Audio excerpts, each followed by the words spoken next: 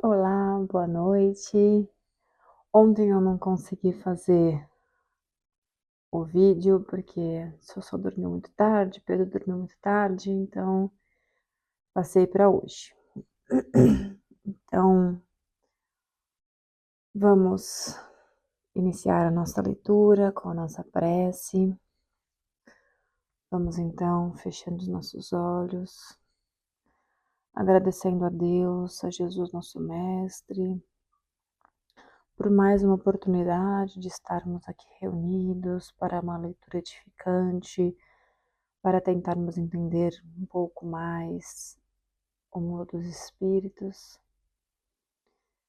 e o mundo dos animais em relação à espiritualidade. Muito obrigada, Senhor. Então vamos lá, estávamos na introdução, tá? A introdução é um pouco grande, mas vai contar um pouco sobre a história dele. Então vamos lá, então. No vídeo passado, ele relatou sobre como que ele conheceu os mentores que ajudam ele, que ajudavam ele, né? Porque ele já é falecido. Então, que ajudavam ele eram os 3 mentores, o médico, o franciscano e um outro que eu esqueci. Mas enfim, eram 3. E eu acho que uma senhora, se eu não me engano, é isso. Então vamos lá. Aí eu vou continuar. Foram 4 anos de pesquisa antes de encerrar suas notas. E ele começou a fazer o livro em 1979, eu acho, onde não tinha muita coisa, né? Não, era um pouquinho antes, que ele morreu em 78. Era um pouquinho antes que ele começou a fazer os estudos, tal, para tentar entender. Em uma noite, o monge surge-lhe e pergunta: "Podemos iniciar o trabalho?" E ele entendeu que se referia ao recebimento das informações da espiritualidade. No entanto, os meses se passaram sem o amigo espiritual fizesse novo contato. Um dia, o veterinário, ao acordar, sentiu-se compelido a pegar uma caneta. Estava ansioso, eufórico, entusiasmado com algo que não sabia o que era. Chegando ao consultório, sentou-se em sua escrivaninha e, como se fosse guiado por uma força invisível, começou a escrever as primeiras palavras, ou seja, ele estava psicografando, né? Naquele instante, os seus sentidos ficaram levemente entorpecidos, sentindo como se flutuasse. Era uma sensação agradável, acompanhada de intenso bem-estar. Para quem tem a mediunidade de psicografia, eu tenho. É realmente esse torpor que ele relata, né? É como se o nosso espírito não tivesse na carne. É como se eu me sinto como se eu tivesse coberta de bolha de sabão. Que eu fico leve, eu fico me sentindo assim, como se eu tivesse com a glicemia muito baixa. Sabe que você fica naquele eu vou, não vou, eu desmaio, eu não desmaio, eu fico com essa sensação, mas é uma sensação gostosa. Desligou-se do mundo exterior. Não ouvia mais as pessoas que passavam na rua, nem o som dos automóveis, que antes o incomodavam. Perdeu a noção do tempo e espaço. Suas mãos impacientes continuavam a escrever, enquanto uma tela se formava em sua mente, através da qual podia acompanhar as cenas mais comoventes e emocionantes por ele já presenciadas. Eu tive a oportunidade, recentemente, de escrever um livro psicografado. E tudo que está no livro eu presenciei mentalmente.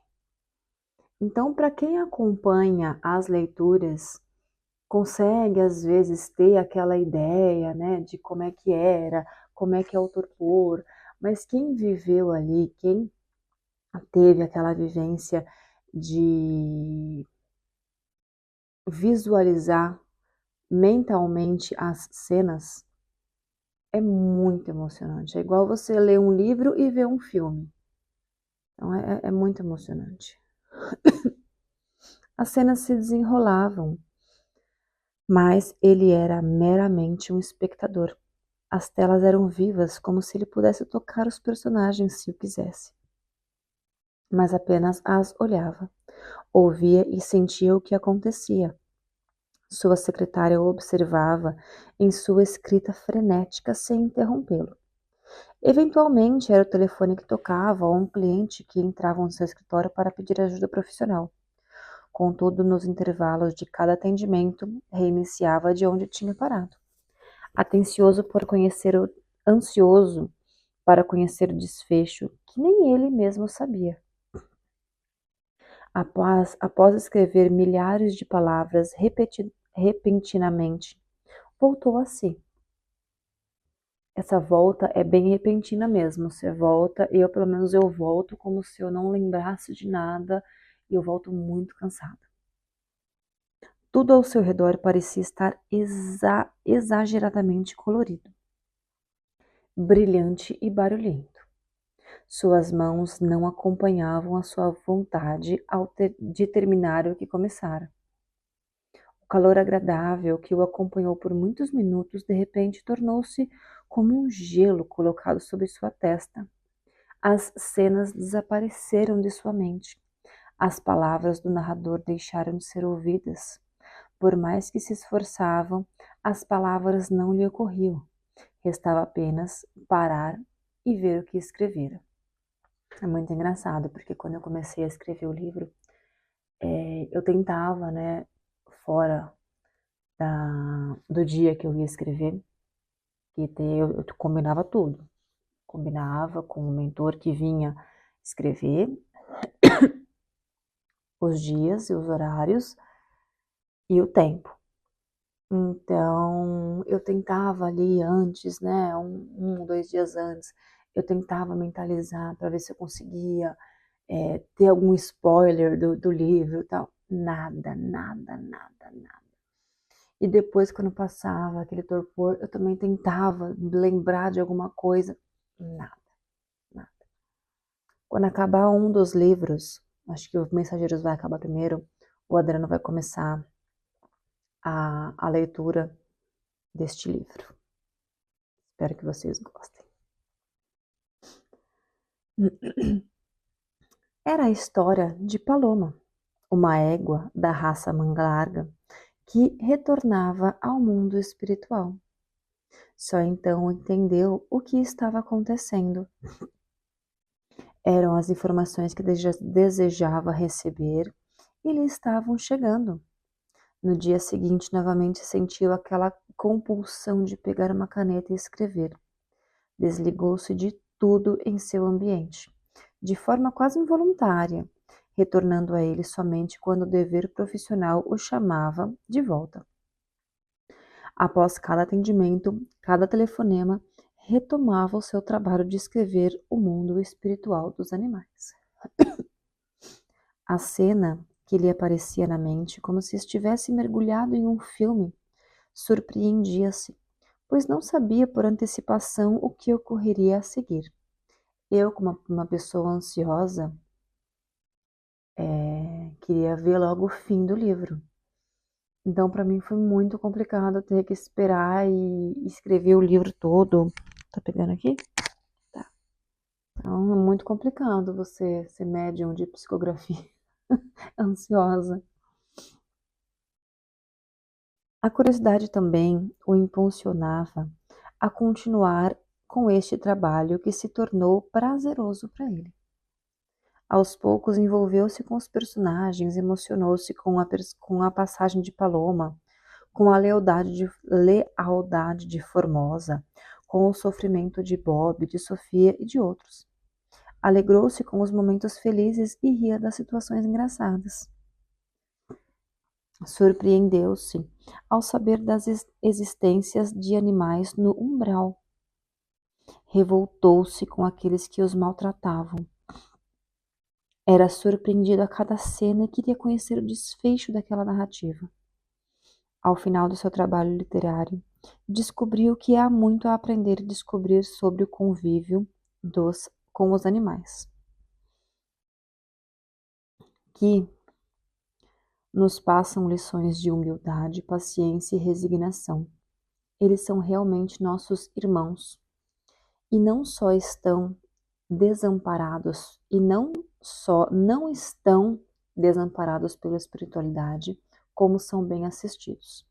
Existem tantos assistentes quantos forem necessários, pois eles merecem a mesma atenção que nós. Com o despertar desta nova consciência de que desponta com a nova era e com o novo milênio, as pessoas já estão bem mais preparadas para aceitar e reconhecer nos animais a sua própria imagem. Eles são nossos irmãos caçulas, por isso cabe a nós a responsabilidade do bom exemplo. Aí, quem escreveu isso foi o Francesco Vita, mentor espiritual do autor.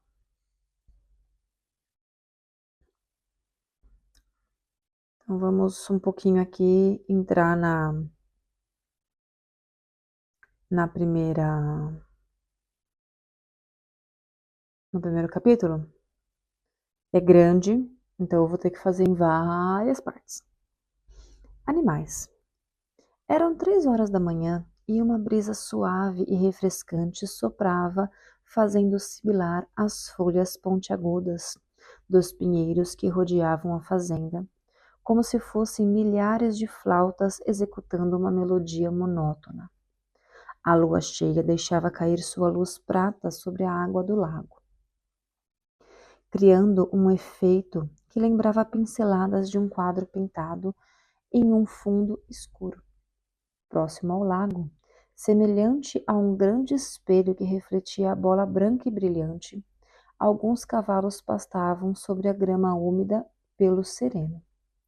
O luar intenso daquela noite deixava os seres noturnos alados, em voos rasantes como sombras voadoras sob as folhas do pasto.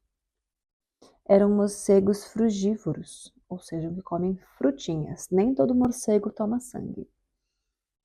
São pouquíssimos os que tomam sangue. E nenhum vira Batman, juro. Nem vampiro. Brincadeiras à parte. Isso é, aqueles que alimentam de fruto, tá? Exibindo-se acrobaticamente ligeiros e corujas observadoras atentas com seus grandes olhos à luz, vinda das lâmpadas que iluminavam o estábulo onde estavam duas pessoas.